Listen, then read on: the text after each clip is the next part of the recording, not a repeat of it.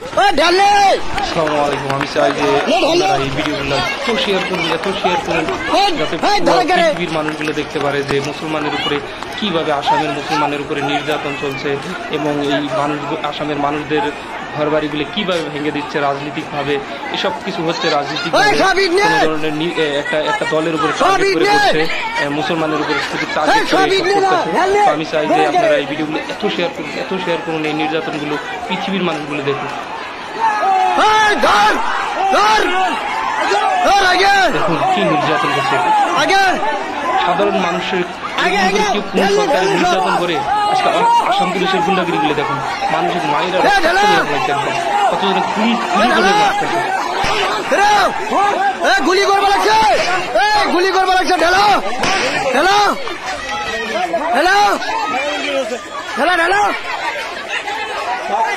ঢেলো গুলি করবো